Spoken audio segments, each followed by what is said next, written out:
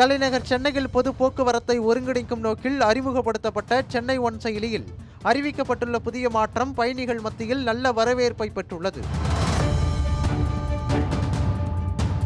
சென்னையில் பொதுமக்களின் வசதிக்காக உள்ள போக்குவரத்து சேவைகளை ஒருங்கிணைப்பதற்காக சென்னை ஒருங்கிணைந்த போக்குவரத்து குழுமம் ஏற்படுத்தப்பட்டது.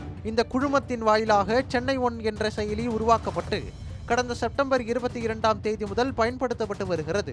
இந்த செயலி வாயிலாக மெட்ரோ ரயில், மின்சார ரயில், மாநகர பேருந்துகளில் பயணிப்பதற்கான டிக்கெட்டுகளை QR குறியீடு வழியாக பெறலாம்.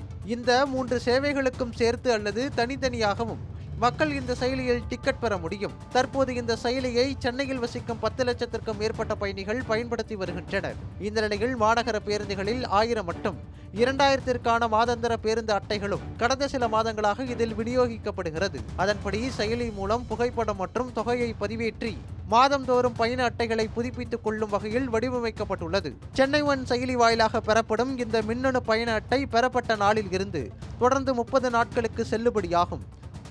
மேலும் இது முழுக்க பணமில்லா பரிவர்த்தனை முறையில் இயங்குவதால் UPI அல்லது டெபிட், கிரெடிட் கார்டுகள் மூலம் உடனடியாக கட்டணம் செலுத்தி பயண அட்டை பெறும் வசதி உள்ளது.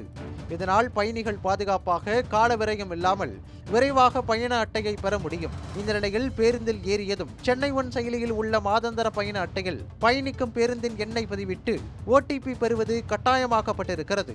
ஒவ்வொரு முறை பயணத்தின் போதும் பேருந்தின் எண்ணை பதிவிடுவது சிரமமாக இருப்பதாக பயணிகள் தொடர்ந்து புகார்களை தெரிவிக்கின்றனர். இந்த நிலையில் சென்னை ஒருங்கிணைந்த பெருநகர போக்குவரத்து ஆணையம் CUMTA புதிய அறிவிப்பு ஒன்றை வெளியிட்டுள்ளது.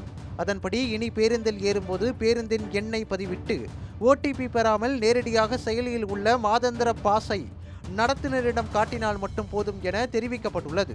இந்த மாற்றம் பயணிகளுக்கிடையே நல்ல வரவேற்பை பெற்றுள்ளது.